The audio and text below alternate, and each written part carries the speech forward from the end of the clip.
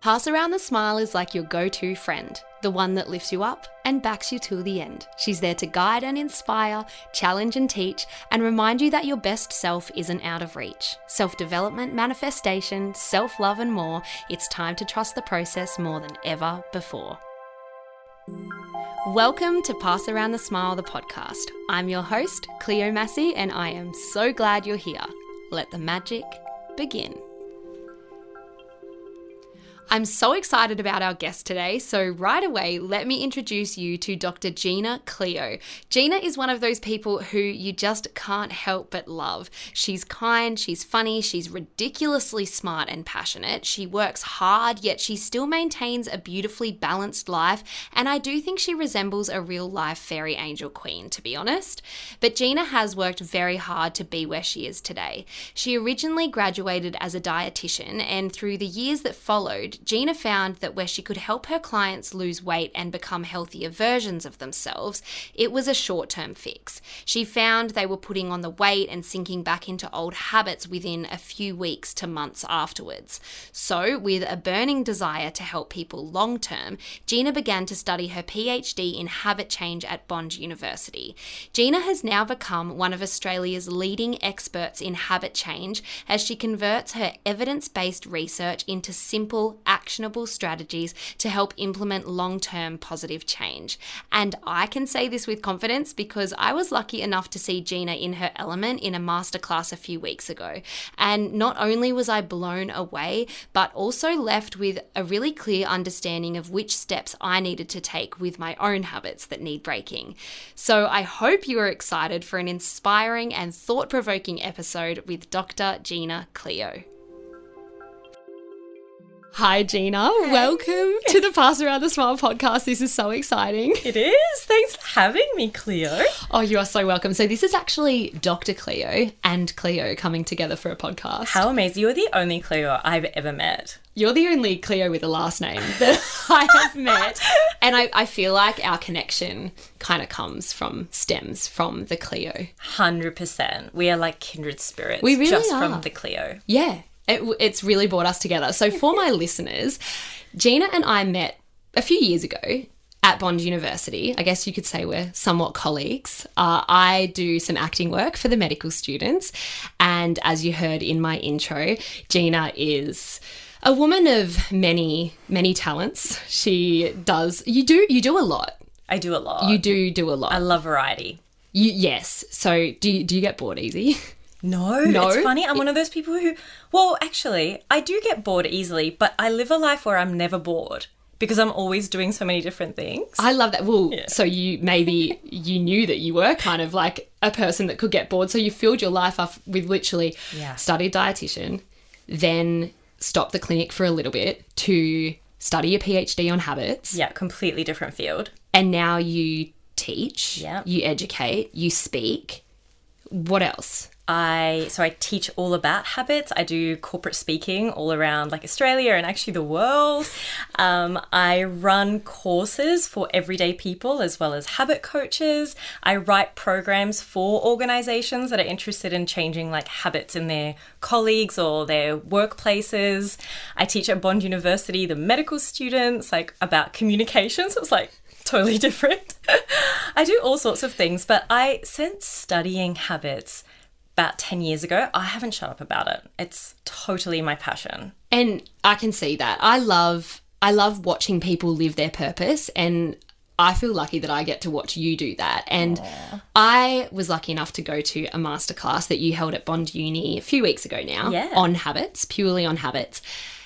And I walked out having learnt so much. And what I loved most about it was the way that you talk so like backed with science and research, but in a way that's so easy to digest. Oh, thank you. Oh, I bloody love it. So This is basically what we are here for today. We're going to talk about habits and it's going to be just a very interesting conversation. So I'd love you to start with just giving us a little bit about habits and maybe the more common ones so people can kind of listen in and think, oh, I can relate to that. Yeah, amazing. Oh, we are fully creatures of habits. About 70% of everything we do every day, everything we think and feel, is completely habitual, which means we are in this autopilot state. So really common habits are things like scrolling too much on social media, binge drinking, eating when you're not hungry, or snacking, like emotional eating, staying up too late, even though you said you wouldn't do that, pressing snooze on your alarm when you said that you'd go out for that run. Those are really common habits, but it's also things like the way you react to certain things or how you set up your day. So I know that when I get into the office, first thing I do is check my emails. It's a habit that I do, and it's triggered by me just walking into my office. I'm like, cool, check emails. Even if I'm just about to go to a teaching session or I'm, just about to do something else, I have a meeting, I will still check my emails, and it's like this safety thing. It's like, this is my habit, this is what I'm used to. So if you think of your day and what you normally do, it's everything from brushing your teeth in the morning to every sequence you have in the day is mostly habitual. Wow. And when you speak of the triggers, like you're saying you walk into your office, that is a trigger for you to then check your emails. Yeah. So you talked a lot about triggers in your masterclass. Can you talk a bit more about that? 'Cause it kind of blew my mind. I didn't realize that there was a link. Oh, yeah. Yeah.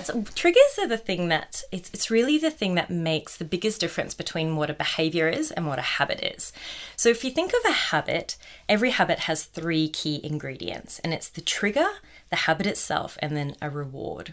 And I'll go into that in a moment, but let's just move quickly to behaviors. So behaviors are our conscious decisions. It's how do I get from A to B? It's what am I going to make for dinner tonight? It's what should I wear today? So it's these very deliberate, very conscious decisions that you kind of make in the moment. Habits, on the other hand, are reactions to triggers. And those triggers can be in our external environment, like the place that you're in, the time of day, the social, like your social setting, or it can be internal. It can be your emotional state, your thought processes, so it can be external or internal. But basically, as soon as your brain recognizes a habit trigger, it initiates the sequence, which is trigger equals habit. Right. And so for me, for example, walking into my office triggers me to turn on my emails. For other people, it might be waking up triggers you to check your phone, or coming home triggers you to grab a snack in the afternoon. Oh, yeah. So that is how habits work. They're always triggered by something else. That's what makes them subconscious. Yeah. So it's the subconscious mind that is dictating what we do habitually. Exactly right. Yeah. Bloody hell. The subconscious mind has so much control over us, hey? Oh, so powerful. And so just now when you're speaking, I'm actually trying to relate this to me. I used to bite my nails as a kid all of the time. I don't do it all of the time now. However, I do it when I'm writing. So is that the trigger? Exactly. So writing for you is a trigger. It triggers your habit of biting your nails. And it's going to give you some kind of reward, Cleo. So it might reduce your anxiety. It might fill in empty space. It might do something, but it's giving you something, which is why you do it at that time. Whoa, because of course in my mind now I'm like, how can biting my nails reward me because they look awful after? Yeah. But you're right, in when I'm biting them, I think actually thinking about it now, the reward might be concentration. Yeah. Because when I'm biting my nails, I'm like really biting down and concentrating on what I'm doing. And that, what did you say the other trigger could be? It could be filling in space or time, or giving you something to do, keeping your hands occupied. Yeah, isn't that interesting? Yeah, but every single habit we have, even the ones we don't want, give us some kind of reward. So I was doing some reading about worrying the other day, because a lot of people come to me with worrying, and worrying is a habit as well, like the way we think. Whoa, so, okay, hang on a minute, because I just thought that habits were the more obvious ones, like you stated before, smoking or binge drinking, biting your nails, eating when you're not hungry. But so what habits can be like thoughts? And Totally. Belief systems, thoughts, biases. I mean, we've seen research that racism can be habitual. Wow. Okay, talk more. Just talk. I just want to listen to you talk. I love this. You're so cute. So basically, let's take worrying. What happens with worrying oftentimes is that you have some sort of anxiety, and the anxiety will be the trigger. Worrying then becomes the habit, because what worrying does is it gives us a false sense of security, because we think if we're worrying, we're making a plan, and a plan gives me control, and control feels good. And if I've got control over something, then I don't have to be anxious about it anymore. And so we actually create the cycle of worrying in response to anxiety. And we think it's rewarding us by creating a plan, but it's not. It's keeping us in the cycle of negative thinking, keeping us in the cycle of further anxiety and then depression, and not looking at the potential positive outcomes as well.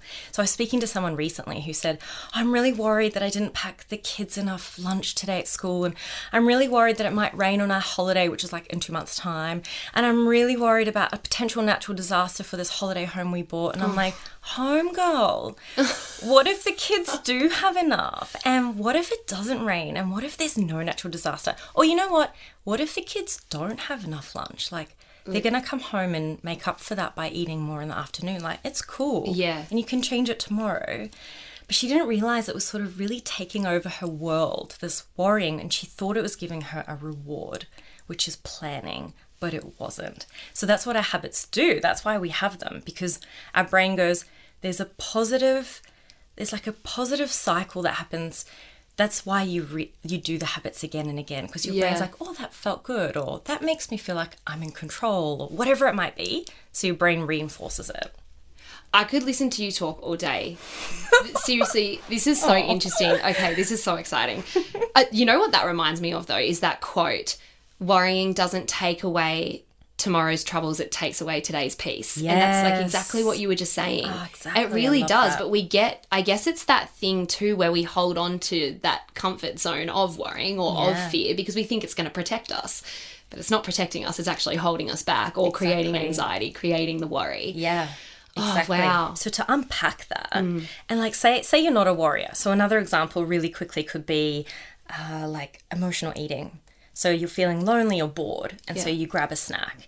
And the thing is, chewing, and there are nutrients in food that do give us a dopamine hit that does feel good. And so in the moment, you're like, oh, I feel good. And your brain's like, I just got a hit of dopamine. This is awesome. So next time I'm feeling bored or lonely, I'm going to eat. And it actually moves you towards doing that habit.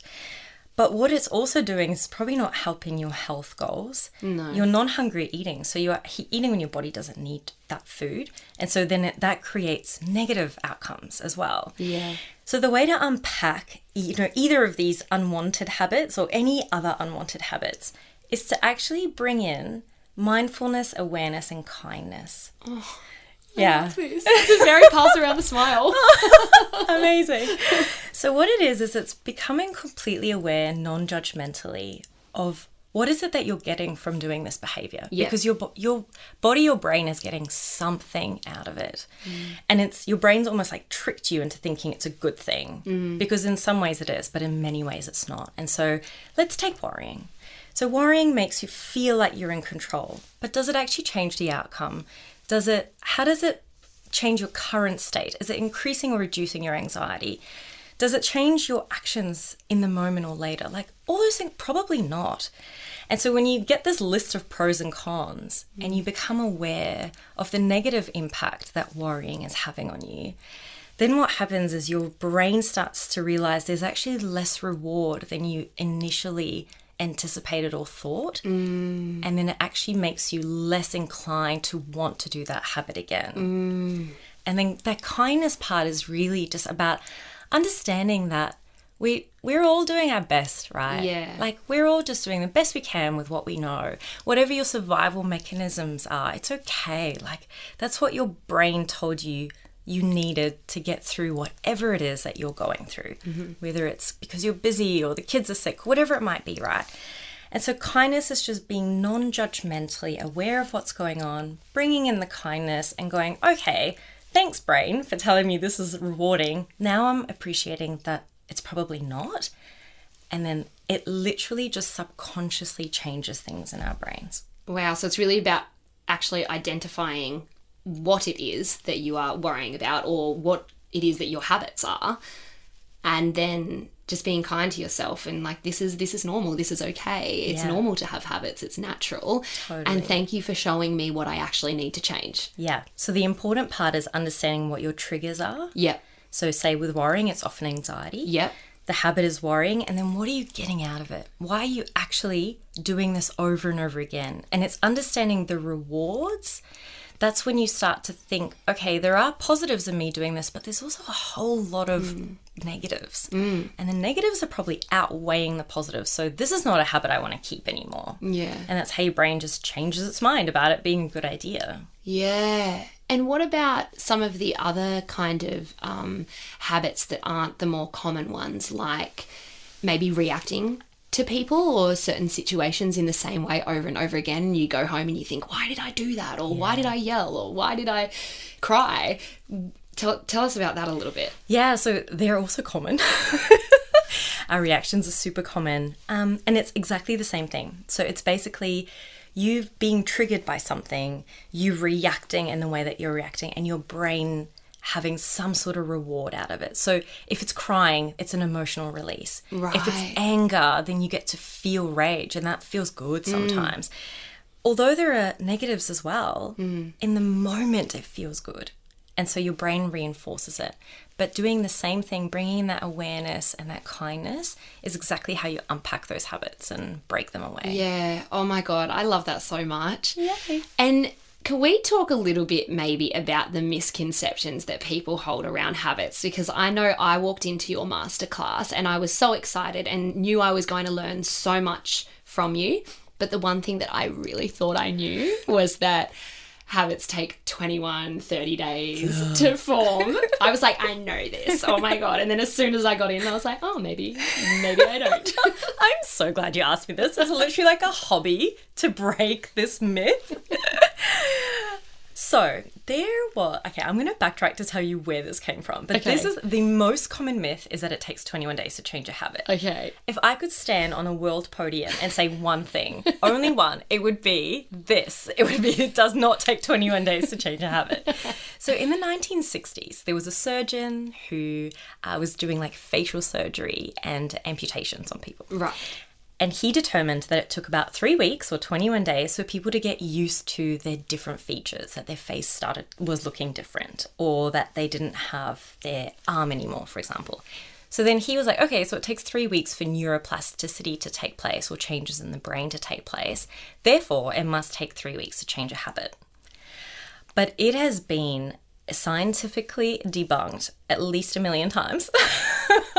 Yet this myth has continued through the generations. It has, hasn't it? Big time. Yeah. And I hear it in motivational talks. I hear it in like inspirational quotes. I hear it every time I hear a personal trainer in the gym. And it's not true. So what it does, how habits work is there's a really wide range with how long it takes to change a habit. Mm-hmm. Because, okay, let's be straight here. If it honestly took 21 days to change a habit, we would all be like perfect habitual creatures. We would, yeah. Right? Yeah, 100%. We would all like meditate every day and have gratitude journals, and we'd Yeah. exercise and have great sleep habits and like eat really well. It doesn't take 21 days, No. if only. I know. If only. I don't like being the bearer of this No, news. but it's good. It's good to know. Thank you. Because you got to work hard. Totally. Yeah. Initially. Okay. Initially. So it can take anywhere from 3 weeks to up to a year to change a habit. And the average time is about 66 days. Okay. So I like to work with about 10 weeks. Yep. And when you've got that realistic mindset in place, you can aim better with, it's not like you're going to get after 3 weeks and be like, it still doesn't feel habitual, and then give up. It's like, no, I've still got another 7 weeks to go. Yes. Okay. And so it can be more realistic. Yeah. So there are certain things that can change how long it takes to change a habit. Okay. Firstly, how habitual you are as a person. Are you the kind of person who loves a Sunday routine, or doesn't like ambiguity? Are you the kind of person who eats the same breakfast every day? Like, are you a habitual person or not? Like, is it going to come naturally to you? Exactly. Yeah. Also, how complex the behavior is that you're trying to change is going to have a big impact as to how long the habit takes to develop. So there's some research that showed, compared people that were asked to just drink a glass of water with breakfast compared to doing 50 push-ups in the morning. Right. And the people who were asked to just drink a glass of water, it took them about 3 weeks to develop that. But the people that had to do the push-ups took them about a year to develop. Because Okay. when you think of an actual habit, remember it's triggered, it feels subconscious, it's natural. It would feel odd if you didn't do it. Yeah. It's automatic, it's mindless. So to actually get to that state with a habit takes a long time if it's a really complex behavior. Yeah. So you want to break down your goals into just digestible, easy to do things. Right. That you can, do every day without it being too much of a slog. And so that will help you develop the habit quicker. Okay. Well, how do we know then a goal to change a habit that might be too easy or then on the other end, maybe too overwhelming? Like, how do we make that decision? Yeah, so I guess get your goal, and it could be like a big goal. Yeah. And then say you're breaking it down, right? If it's too easy, you're probably going to feel somewhat apathetic. You're going to be like, I can just do this tomorrow, or, you know what, I can achieve this whole goal overnight, and you might procrastinate on doing it. Right. But then if it's too big, we get overwhelmed, and overwhelm creates paralysis. And then we don't want to do it because we're too scared to start, or we're too scared to go out and actually attempt it in the first place. Yeah. And so if you're getting that feeling, then your goal's probably too big. I say that you want to find the sweet spot of comfort. And it's where your goals aren't too big and they're not too small. Yeah.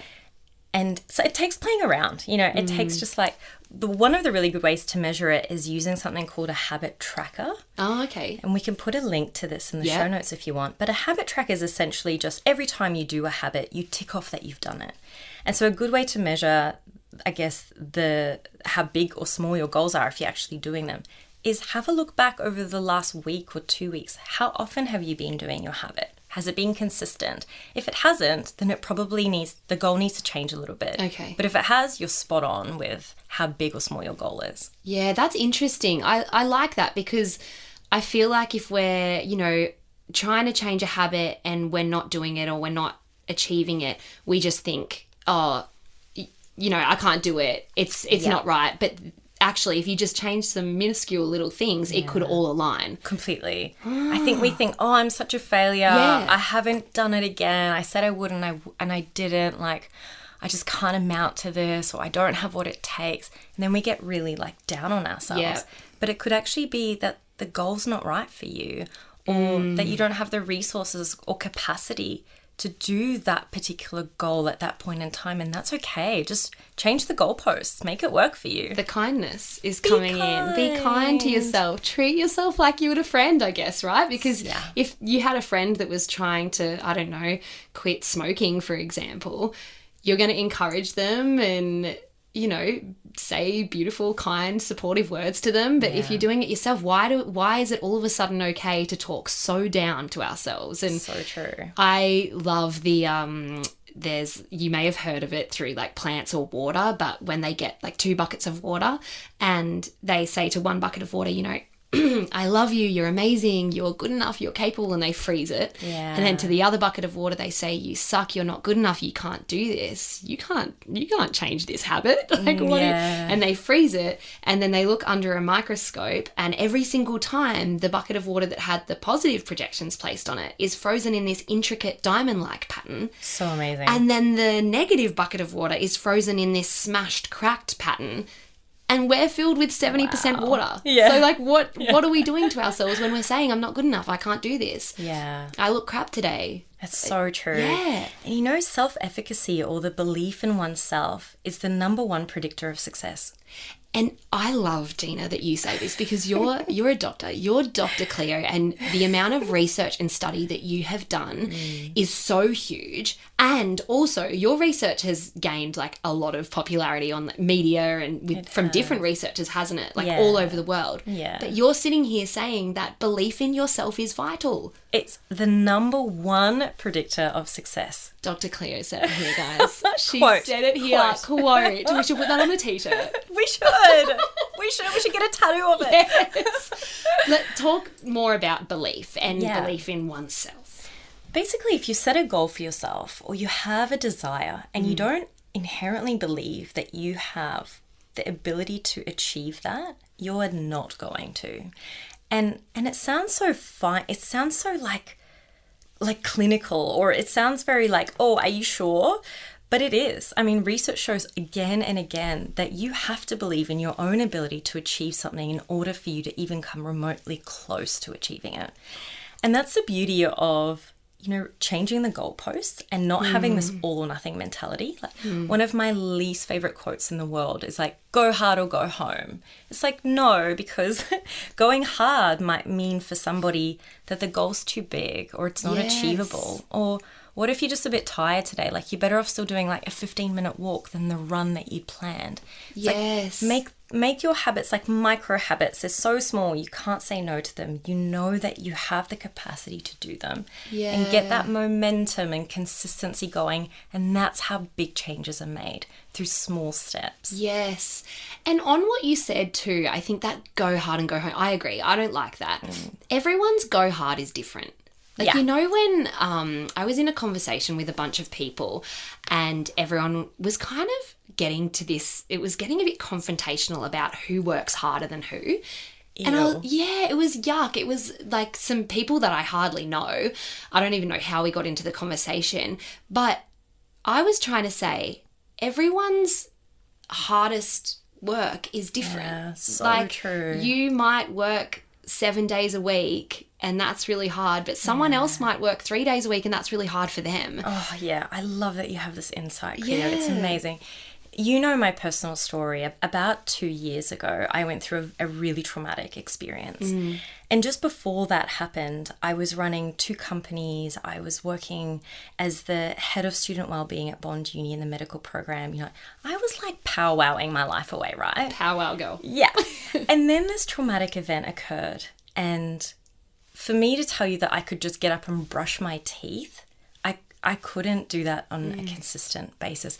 I couldn't even like get out and go to my letterbox. But it was literally the fear of leaving my home. And to me, going hard was like, girlfriend, you're going to go and get the mail from the letterbox today. And that was to me like the most that I could do on some days. And how amazing that you did that day. Yeah, exactly. And taking that small step and thinking that this is enough for me today allowed you to take more small steps and look at you now. Yeah. So that's powwow. Back to powwow. That is very inspirational. Thank you for sharing that. Thank you. And don't you think that there was a little stage, I feel like it may have been just before COVID hit, where girl boss and hustle was very trendy. Oh yeah. And being so productive, and we'd compare ourselves constantly to these girls on social, well, not just girls and guys, anyone on social media that are constantly moving forward. But I think, I don't know if it was COVID that taught us or if times have just changed, but it's good to slow down you can benefit so much from actually stopping. Yeah. Like I've noticed if I obviously work for myself, and if I get to 2:00, instead of pushing forward at 50%, if I just take 20 minutes of just sitting and staring or going and playing with the dog or even having a cheeky nap, I know that not everyone can do that. I'm lucky to work from home. I then can move forward at 100%. Yeah. But there's just a lot of energy around this, like, girl boss, go, be the best you can, and nothing else. It's so true. And I always like to think it's quality over quantity. If you want to stop your day at 2, girl, stop your day at 2 p.m. Like, no one's there going, no, you have to work an 8-hour day if you don't have to. Yes. But I always think whatever goal you want to achieve, there's going to be some sort of cost or sacrifice for it. And if you want to be girl boss, like, that's fine, like, you do you. But what does that cost you? Does it cost you sleep? Does it cost you peace? Does it cost you your relationships? Does it cost your health? Like, what are the sacrifices you're making to achieve that? And are they worth it? For some people, they will be. But for most people, they probably won't be. And I think that's where that awareness comes in again. Yes. And not comparing ourselves to anyone, but thinking, what do I value? How do I want my life to look? Yeah. And I have to say, I think COVID really changed the way that we saw things. I think a lot of people left the corporate world and started working more for themselves and doing different jobs or working part-time. And if you have had the privilege to do that, that's awesome. Yeah. And I definitely went through a stage where I was like, okay, I can actually earn less, work less, and be way happier. So let's just do that. And I did. And it's been the best. Do less, attract more. That's what Gabby Bernstein says. And I love it. And that's what you're doing. Yeah. It's true. There's this, I guess, negative connotation around you have to work hard to get to where you want to be. And of course, there is an element of working hard. You need to be working toward what you want. You need to be putting in the effort and the time and the love and the energy. But in saying that, like you said, there are more important things like family and friends or whatever it is to you. Yeah. So, yeah, it's nice that kind of pressure is slowly melting away. And I think the world is getting a little bit more understanding. Totally. Yeah. Yeah, which is great. Yeah. It's great news. So with all of this new information I have, can your daily routines, are they habits? Like, I guess they're habitual, right? Absolutely. Okay. From the minute you wake up, you are acting out your habits. Think of even just your morning routine. You get up, you might brush your teeth, go to the bathroom, shower, get dressed, make a coffee, have breakfast. Like, it's all a sequence of events. And they're actually one habit that's feeding off another. So that's just, we see it as morning routine, but it's actually all these little habits that are just happening in a sequence. Yeah. But also the way that how many hours we spend working versus how many hours we spend on leisure time is a habit. It's our mentality around how much we should be working is habitual. And whether you come home and you exercise or you have a glass of wine is going to be mostly habitual. Wow. So our days are very, very sequentially and like habitual. Yeah. And I guess those, like, for example, you say, you know, you come home from work, you've had a stressful day and you might pour yourself a glass of wine. You might really enjoy that habit. So that's, I guess, essentially, of course, why it's so hard to break, because we enjoy our habits most of the time. Is there a habit that you have had that you've successfully broken? Yeah. Oh, break it down for us. Many. I made a decision that I really value sleep. I'm like the biggest sleep guru. And for me, I realized that for me to get better sleep, I had to make some sacrifices. And that included screen time before bed. Big one. Yeah. But it also included me not being overly stimulated throughout the day. And what I mean by that is not being on social media too much or not watching episode after episode of something on Netflix, say. Because that kept my mind so engaged and activated that I would go to bed and I just wouldn't be fully rested. And that's like a me thing. So I don't look at my phone pretty much all afternoon. That's so amazing. That's really amazing. Oh, thank you. And I also don't look at my phone the first hour that I wake up. So what I do is I keep my phone on airplane mode overnight and I have it charging in a different room to my room. Oh. Yeah, it's charging in the bathroom. So basically if my alarm goes off, then I have to get out of bed to go turn it off and it's still on airplane mode and I won't turn it off airplane mode for the first hour of my day. And it has been one of the best things I've ever done. Wow. So there are so many little habits, I feel, in this that people would normally have that you've broken by having your phone in another room for a start, because then you actually have to get up when your alarm goes off. Yeah. But also having your phone in a different room so you can't touch it and go on it before you go to sleep. There's or no scroll. temptation. Yeah. Whoa. So are there any other elements in how you broke this habit, say, during the day when you're at work? Well, I can check social media while I'm at work. I'm okay with doing that. But it's funny, because I haven't used social media as much as I used to for so long now, I don't even enjoy it. That's great. Yeah. And it's, I mean, on one hand, it's really good because I'm just not sucked into it anymore because I'm a bit bored by it now. But on the other hand, you know, being a researcher, it's really important for me to still put my research out into the social media space because that's how people consume it. And so you'll find, like, if you follow me, I literally will post every now and then. I'm not that good at posting all the time, but I'm okay with that. And if that means I have less followers or I get less work, that's okay, because the sacrifice that I would have to make to be on it every day isn't worth my sense of peace. Wow. Whoa, you've just put things into perspective for me. I mean, do you, though, have any advice for me and for the other maybe small business owners where we predominantly, our work is on social media, so we are having to be on it all the time? For example, last night I got a DM from a customer who was wanting to place a really big order, and I felt like if I didn't reply in that minute, she probably wouldn't have placed the order. Yeah. So it's hard, isn't it? It's so hard. I mean, you can then look at the social media as your work, but then change the way that you are using it. So are you more of an output person or an input person? Are you scrolling mindlessly or are you putting content out there and then responding to your followers? Because if you're doing the latter, that's perfectly fine. Okay. It's just like being on emails. Yeah. But if you're getting sucked into the scrolling through aimlessly and mindlessly for hours, then that's what I think you should just like rethink your values and if that aligns with it. One of the other things that I did that really helped me with this is I had a look at how much screen time impacts sleep, like objectively, because I like facts and figures and data. Yeah. And just the idea of reducing social media is going to improve your sleep wasn't enough. I needed to like quantify how much. Yeah. Of course you did. Of course I did. Dr. Cleo. But when I had those facts, it put everything into perspective and I was like, whoa, it is so not worth it. Like nothing is worth the impact it will have on my sleep. It's the same with like drinking alcohol. I mean, I love a glass of wine, but I know that alcohol can impact your REM sleep. Therefore, it impacts how much rest that your body's really getting. Is that REM sleep? Yeah, REM sleep. The deep. Yeah, the deep, right. like deep restorative sleep. And so I put this to the test. I actually bought a Fitbit because, there's all this research, but I had to test it myself. Yeah, of course. So I'm some kind of elite human that would like bypass the alcohol like rules. Yeah. And then you get a spreadsheet up. And yeah, literally, that's what I did. I got a spreadsheet.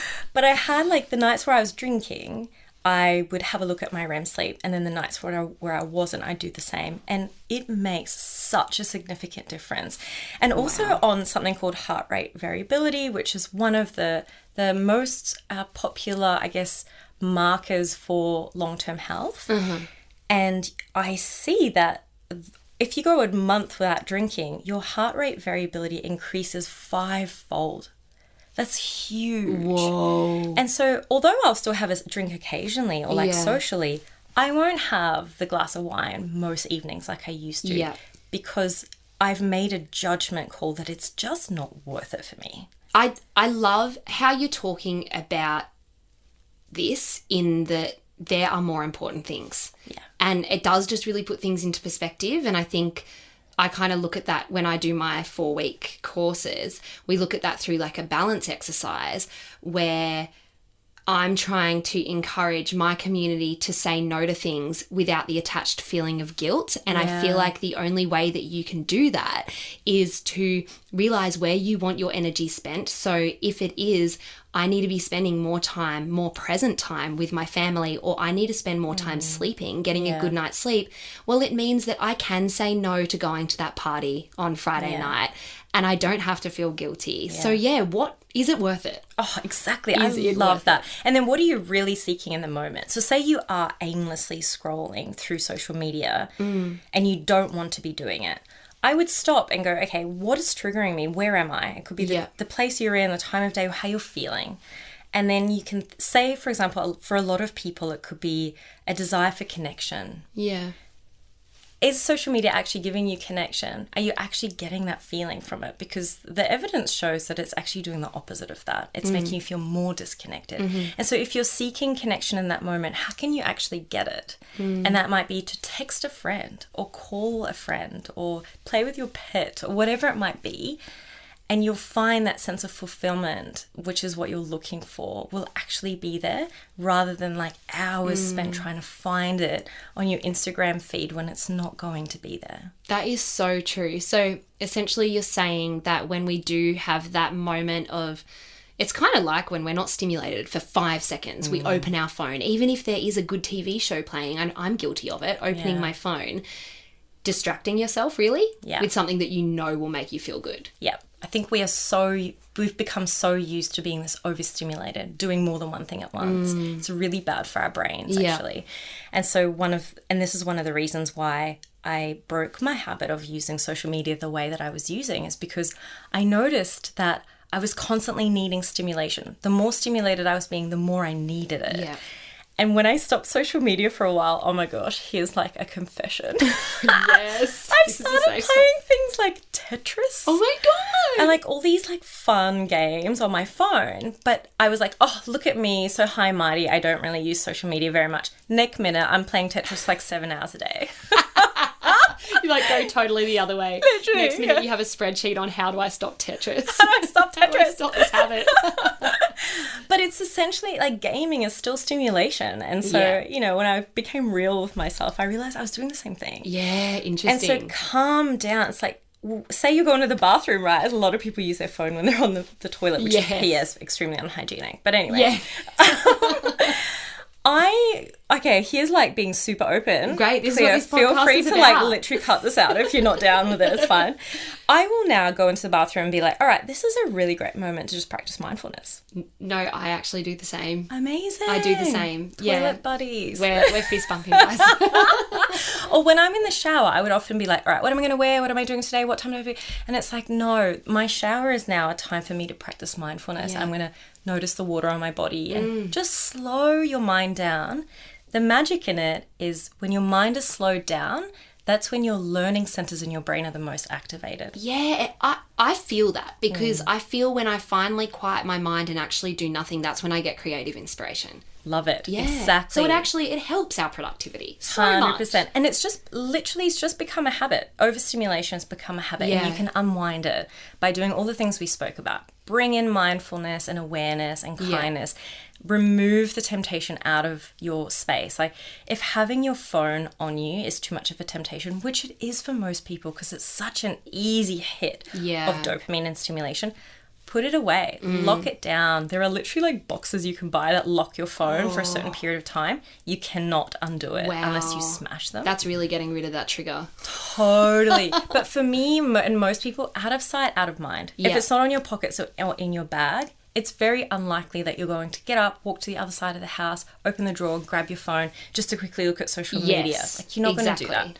So just get it out of your space. Oh, wow. Okay, I have one last question before we get to our cards. Yep. And I learnt this from your masterclass, which was around self-control and the energy it takes. I was quite mind blown. So can you talk a little bit about that? Oftentimes when we're starting a new behavior or making some kind of change, it's going to require some self-control.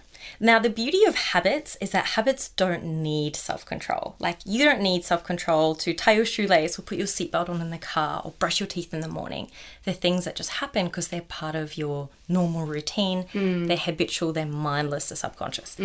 But the things that you need self-control for are those things that you might do occasionally or the things that aren't yet automatic or habitual in your life. Okay. And the thing with self-control is the bigger the thing that you're trying to change, the more self-control you're going to need. So let's say you're, starting a crash diet. Don't do that, people. It's a terrible idea. But say you are doing a crash diet or you're doing like a really intense like fitness program at the gym or something.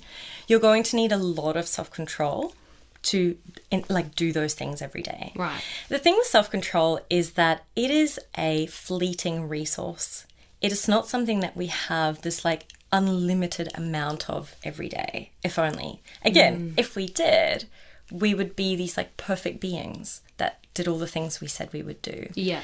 But if you think of self-control like a bank account and life's stresses, so things like hunger, feeling negative emotions, like stress or anxiety, or like having an altercation with someone, or loneliness, whatever it might be. What else? Like piles of emails, or traffic, or screaming kids, or financial stress, like whatever it might be, all these things deplete our sense of self-control. And the way to restore it is actually by resting it. It's by feeling positive emotions. It's by doing things that you know that you can achieve, like just small little actions. And so what happens if you think of it like a bank account is life's demands are like debiting your bank account, your self-controlled bank account little by little. And then that rest is recrediting it again. So when you go to sleep at night and you wake up in the morning, so you've had a good rest, you'll probably have some more self-control the next day. But we can't depend on our self-control long term to change our behaviors because we don't have unlimited amounts of it. It also changes from day to day. So say like something happens in your life that's stressful, you're going to probably have less capacity during that time compared to another time in your life. So does that mean, say, if you wake up and something quite negative happens, and I guess, does that mean your self-control is kind of, you're using it up? And let's say you are on a crash diet, which again, Gina said not to do, and she's a dietitian. When you get to the end of the day and you're supposed to have an apple, not the hamburger or whatever, it's likely that you'll have the hamburger because your self-control has been used. Exactly. Wow. And then we blame ourselves and think we're failures. Yeah. But we're not. We're just trying to use a resource that we don't have enough of. Yeah. And so the idea is really just, the importance is then to create a life around healthy habits. Because if you can create habits of things, and you don't need your self-control. And you can't have a crash diet habit because it's not sustainable. Yeah. So come home to yourself and think of things like, how can I achieve this goal in small, easy, sustainable steps that I can do consistently every day? So refreshing. Yeah. Okay, we're going to get on to the last section. Okay. So we have got to the last segment of this podcast. I have enjoyed this so much, by the way. So much Thank you so fun. much. Thank you. So I am going to shuffle my cards and pull out a card and just trust that that card is what we need to talk about. Whether the listeners need to hear it or whether it's for you or for me, there will be a reason. Okay, so we got the card one step at a time. Taking one step at a time is more than enough. I am moving forward at the perfect pace and enjoying every minute. Oh, I love this. Do you want to talk about this topic for a little bit? I would love to. Yes. Habits, or actually achieving anything, doesn't happen in a linear process. And what I mean by that is you're not going to get up every day and practice this new habit that you have planned. Or if you're trying to break a habit, there are going to be times where you still do your unwanted habit, even though you don't want to and you planned not to. Yeah. Habit formation or change happens in a process of 2 steps forward, 1 step back. Oh, Having those, I like, see how this relates. I was Yeah, like, where are we? steps, steps. You know, setbacks are a normal part of life. They don't make you a failure. They make you human. And the difference between people that succeed and people that fall off the wagon is how quickly you get up and basically that, how quickly you get up again, and just taking that step forward again rather than being defeated by your setback. Just take that small step forward. And okay, I'll give you an example. I was quite I had the flu like 4 years ago, pre-COVID people. Yeah. And I just started powerlifting at this gym. I don't know why. So my body's not made for powerlifting, but look, we went there just for a fun time. And I was trying to create a habit of going to training at least 3 days a week. And powerlifting's pretty heavy sport, like heavy literally and metaphorically. And that it's quite a lot on your body. And because I was sick, I didn't want to be lifting at the time, so I wanted my body to rest. But because I wanted to keep the habit of going to the gym, what I would do is I'd still get up, I would get dressed, I'd get in my car, I'd drive to the gym, and I'd be like, okay, I'm here. And then I would drive straight back home. Because I wanted to create a habit of getting to the gym. Yeah. And so when I felt better, I was already in the habit of going to the gym. I didn't have to take all those steps to get there still. That is very powerful. And I guess that is benefiting you in other ways as well, not just keeping and achieving that habit of going to the gym, but also getting up at a good time. Yeah.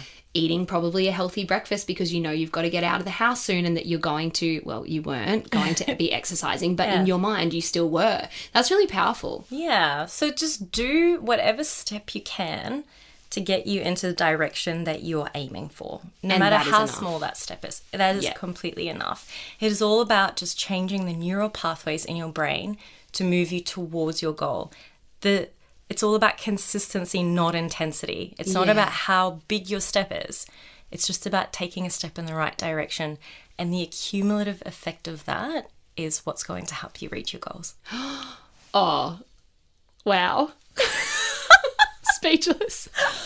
Oh, thank you so much, Gina. This has honestly been so fun and so incredible. You are so insightful and so beautiful inside and out. You're the best. Thank you for coming on. And can you please tell my listeners and my community where they can find you and maybe a little bit about your courses that you do as well? Oh, thank you. Of course. It's been so awesome being here, by the way. So you can find me. My website is drginacleo.com. It's the same as my Instagram handle, Dr. Gina Cleo. I run 2 different courses at the moment. So one course is for everyday people who are just interested in understanding their own habits and how to form new habits and break old habits. It's really comprehensive. We talk about all things self-control, how that doesn't work, why we do the things that we do, and how to really change it long term. The other course that I run is called the Habit Practitioner course, and that's for coaches and educators or healthcare professionals who are interested in being habit coaches to help their clients. And that is like the most comprehensive course on the market. We go through all things neuroscience and like psychology and physiology and all sorts of things, but it's really fun. You don't need any prior education to do that course, but it is a lot more comprehensive. I've also got a book that's coming out in January 2024. That's actually coming around fast, because I feel like when you told me about it, that was a long time ago and it felt so long, but now it's coming around. My manuscript is due any minute now. Oh, I cannot wait. And really, that is a lot of the content that I know that I've put into this book so that people can read it and just understand themselves and be able to change their behavior and their mindsets from what they'll get from this book. So look out for that, because it's really like my love and joy has gone into that book. You are living your purpose. Oh, everything's just flowing. So you, girlfriend. Oh, look at us living our purposes. I know. Oh, thank you so much again, Gina. And I think that we need to do a part 2 at some stage as well. That sounds fun. Count me in. All right. Thank you. Bye, guys.